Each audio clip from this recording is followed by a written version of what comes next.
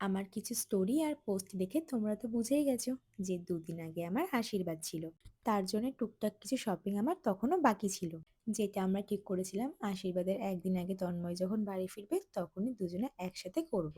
আর সেই মতো আমি বেরিয়েও পড়েছি, কিন্তু এখন প্রথমেই আমি কাছড়া যাচ্ছি না, এখন যাচ্ছি রানাঘাটে।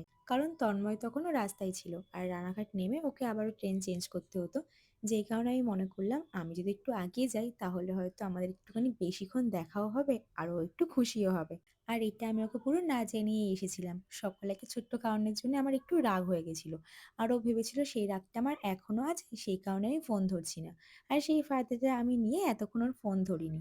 বাট জানি তো এখান থেকে ট্রেন চেঞ্জ করার আগে তো আমাকে বলতেই হবে যে আমি এখানে আছি। সেই কারণে বলেছিলাম রানাঘাট নেমে আমাকে ফোন করবা। আর ফোন করার পরেই ও বুঝে গেছিল যে আমি রানাঘাটেই ছিলাম। প্রতিবার আমার সাথে দেখা করতে এসে ওকেই আমার জন্য দাঁড়াতে হয়। আমি অনেক চেষ্টা করি, বাট তারপরও আমার লেট হয়েই যায়। আজকে ভাবলাম যদি একটু আগে যাই তাতেও অনেকটা খুশি হবে। তো সেই জন্যে এত কিছু। যাই হোক, প্রথমে আমরা চলে এসেছিলাম স্টাইলে। এখান থেকে তন্ময়ের জন্য জামা চুজ করছিলাম। দেখছিলাম কোনটা ওকে পরে ভালো লাগে। আমি কোনো কিছু পছন্দ করে দিলে ওর এমনিও পছন্দ হবে। তারপরও আমি চাইছিলাম তত্ত্বে যে জামাটা নিয়ে যাব সেটা যেন ওরও পছন্দ হয়। তাই এখান থেকে ২-১ টা জামা চুজ করে ওকে পাঠিয়েছিলাম ট্রায়ালে। আর ওর জন্য ফাইনালি আমি এই হাতে যে জামাটা আছে ওটা নিয়ে গেছিলাম। ওটা আমার খুব পছন্দ হচ্ছিল। ওর ওটাও ভালো লাগছিল না। বাট আমার খুব পছন্দ হয়েছিল বলে ও আর না করেনি। এবার মেইন জিনিস যেটা সেটা হচ্ছে পাঞ্জাবি। এটা কেনার সময় প্রতিবারই আমাদের একটু হলেও হ্যাপা হয়। রেজিস্ট্রির সময় অনেক চেষ্টা করেও আমরা ম্যাচিং করতে পারিনি। তাই এবার ভেবেই নিয়েছিলাম যে যাই হয়ে যাক ম্যাচিং আমাকে পড়তেই হবে। আগেরবার তো আমি হাতে করে পুরো শাড়িটাই নিয়ে এসেছিলাম। তারপরেও ওই কালারের ম্যাচিং পাঞ্জাবি আমি পাইনি। বাট এইবার আমার ইচ্ছা যে না, আমাকে ম্যাচিং খুঁজতেই হবে।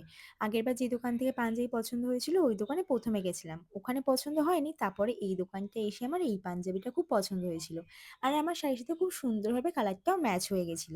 যে কারণে আমরা আর বেশি ভাবনা চিন্তা না করে এটাই ফাইনাল করে নিয়েছিলাম। কিন্তু কেন জানি না প্রতিবার আমার শাড়ির থেকে ওর পাঞ্জাবির দামটাই বেশি হয়ে যায়। কিন্তু মনের দুঃখ মনেই চাপা রেখে আমরা চলে আসলাম দশকর্মার দোকানে। এখান থেকে কয়েকটা ট্রে নেব।